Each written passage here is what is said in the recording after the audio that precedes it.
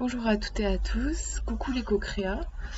Je fais donc cette vidéo au jour 36 de mon défi intuition parce que le thème du jour m'a vachement marqué, m'a beaucoup plu parce que c'est un exercice en fait qui m'est venu naturellement, je sais pas, peut-être au jour 25 de mon défi.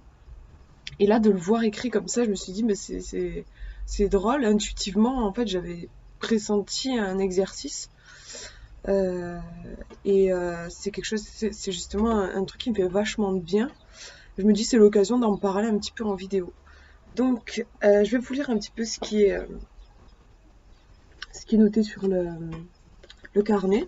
Ça vous présentera bien l'exercice et après je vous ferai par moi de mon expérience. Donc c'est voyez au-delà des apparences. Je suis l'affirmation du jour, je suis très attentif à l'énergie des autres en évitant de m'égarer sous son emprise. Aujourd'hui, déployez encore plus votre conscience et votre sensibilité en cherchant à voir au-delà des apparences.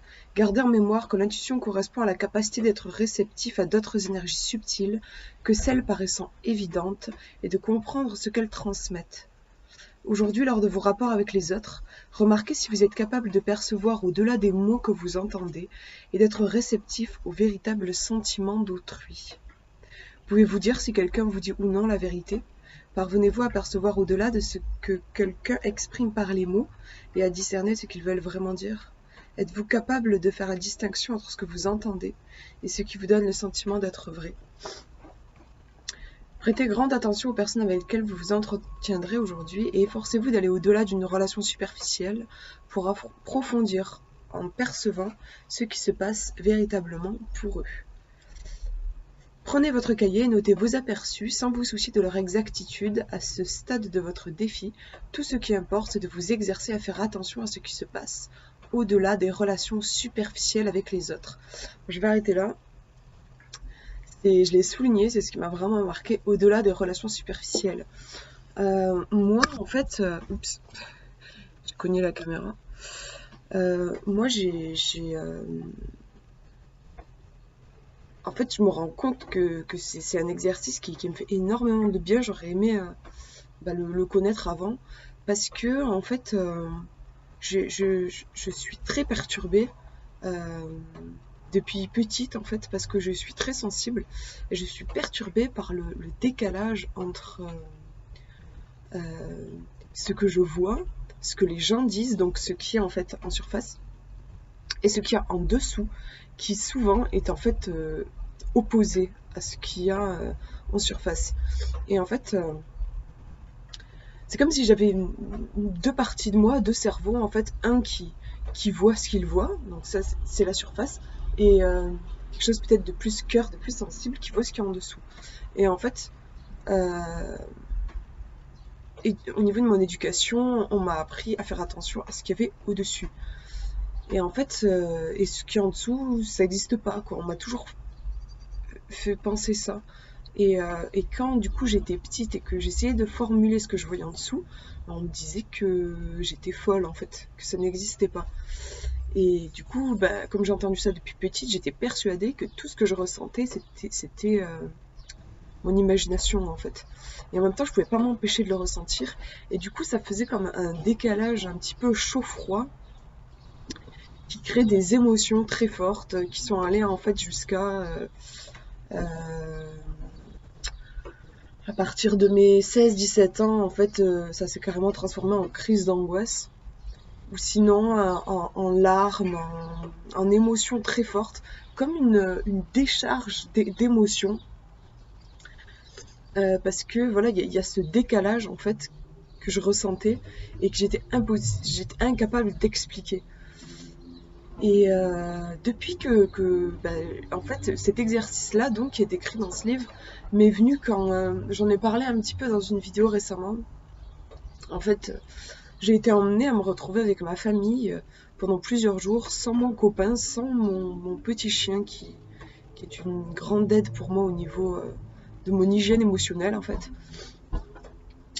Et donc seule avec ma famille, et j'avais très très peur parce que j'ai de gros soucis avec ma famille. En fait, quand je suis au contact de ma famille, j'ai des émotions très fortes qui ressortent, notamment des crises d'angoisse. et j'avais peur que ça recommence en fait.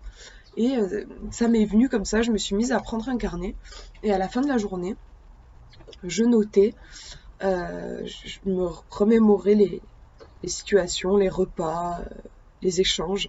Et j'essayais de voir au-delà de ce que la personne disait, au-delà de ce qui me semblait évident, me demander, selon moi, qu'est-ce qu'elle ressentait la personne, comment elle se sentait, en donnant des adjectifs. Par exemple, telle personne me sentait nerveuse, telle personne me semblait plutôt apaisée, une autre me semblait davantage se protéger, ce genre de choses.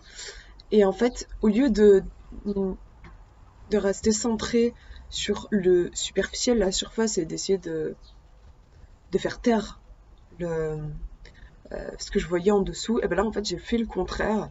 J'ai laissé de côté ce qui est en surface et je me suis concentrée uniquement sur ce qu'il y avait en dessous et ça m'a fait vachement de bien. En fait, ça permet de comprendre beaucoup de choses. Euh, et en fait, avant, voilà, j'étais aveuglée, j'essayais de donner de l'importance aux choses en surface et j'étais aveuglée par ça et ça me court-circuitait complètement. En fait, je pense surtout dans les relations humaines qu'il y a 90%, voire même 95% de ce qui se passe qui est invisible. Et, euh, et en fait, moi, c'est ça qui m'intéresse. C'est là que je me sens bien. Et quand je suis dans les 5%, je suis parasitée, je me sens mal, il y a quelque chose qui va pas, en fait. Et du coup, d'avoir trouvé ça, que je suis bien sous la surface, et que c'est là que j'ai envie de prêter mon attention, alors qu'avant tout se brouillait un petit peu, je savais pas trop, je savais juste que je sentais des trucs contradictoires. Là, j'arrive en fait à séparer les deux et à savoir que je veux me concentrer sur ce qu'il y a sous la surface. Comme il est dit dans Le Petit Prince, l'essentiel est invisible pour les yeux et je crois vraiment à ça, moi. J'ai envie de donner toute son importance à ce qu'on ne voit pas. Ça permet de comprendre beaucoup de choses, je trouve. Au début, ça fait quelques années maintenant, ça doit faire 4 ans, un truc comme ça, que je tire les cartes. Au début, j'ai commencé à m'intéresser à ce qui était caché grâce à la cartomancie. Et c'est vrai que je suis contente d'avoir trouvé cet outil-là, qui est simplement d'écrire, même si au début j'avais mon cerveau un petit peu, mon mental qui disait mais qu'est-ce que t'en sais en fait? Qu'est-ce que t'en sais qu'elle ressentait ça, telle personne, tout ça? En fait, il faut vraiment accepter d'avancer à tâtons, à l'intuition.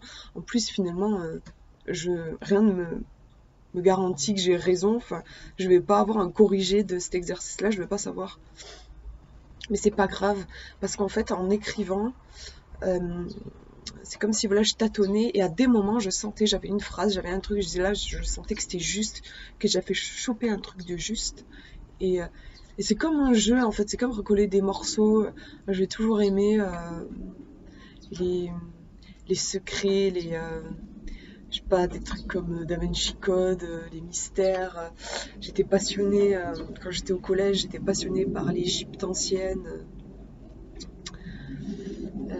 Voilà, les deux côtés secrets en fait. Et je me rends compte qu'il n'y a pas besoin d'aller dans de la fiction ou dans le passé comme dans l'Égypte ancienne pour, euh, pour avoir accès à ces choses-là. En fait, en effet, moi j'aime bien prendre la vie comme ça.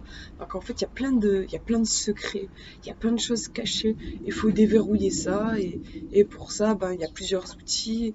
Moi, c'est vrai que j'utilise beaucoup les cartes, les oracles. Après, la cartomancie, c'est ce qui est le plus connu, mais on peut utiliser des bouts de bâton, des pierres, des feuilles, l'eau, le feu. L'écriture du coup intuitive en fait c'est ce que je fais là quand j'écris. Il y a plein d'outils en fait, peu importe l'outil, ce sont que des supports qui vont permettre de comment de j'ai le verbe qui me manque, de passer à travers le voile en fait. Et moi c'est ma passion, j'ai envie d'en faire mon métier en fait. Voilà, donc c'était super important pour moi de vous parler de ça. Donc c'est quelque chose qui est nouveau pour moi et j'ai envie que ça devienne un petit peu une habitude. Pour le moment, c'est pas encore le cas. Mais par exemple, je sais que je suis très angoissée par tout ce qui est un petit peu professionnel, euh, un peu sérieux en fait. Enfin, par exemple, là, ben, dans 10 minutes, je vais avoir un rendez-vous pro. et ben j'ai envie de me concentrer sur l'invisible et me concentrer sur comment je sens la personne. Voilà, ce qui va contrebalancer avec un côté sûrement un peu formel puisque c'est un rendez-vous professionnel. Pareil quand je vais là je sais pas, je vais avoir un rendez-vous bientôt chez le dentiste, ça m'angoisse énormément parce qu'en fait, je sais pas, il n'y a jamais d'échange profond en fait, avec, enfin rarement en tout cas, avec des personnes comme ça quand c'est professionnel. Quand vous allez payer quelqu'un en fait pour quelque chose, en général c'est pas très profond. Et moi ça m'angoisse, je suis pas bien là-dedans. Ça me trouble en fait. Et du coup, je me dis, bah voilà, me demander comment je sens mon dentiste, comment je vais le sentir. Est-ce que je le sens préoccupé? Est-ce que je le sens détendu? Est-ce que je le sens impatient? Voilà, parce que moi, pour moi, c'est ça qui est important, c'est ce que j'aime. J'aime me connecter à ça. Tout se clarifie quand je me connecte à ça. Voilà, ce que je voulais vous partager. Je vous fais de gros bisous. Je vous remercie d'avoir regardé ma vidéo.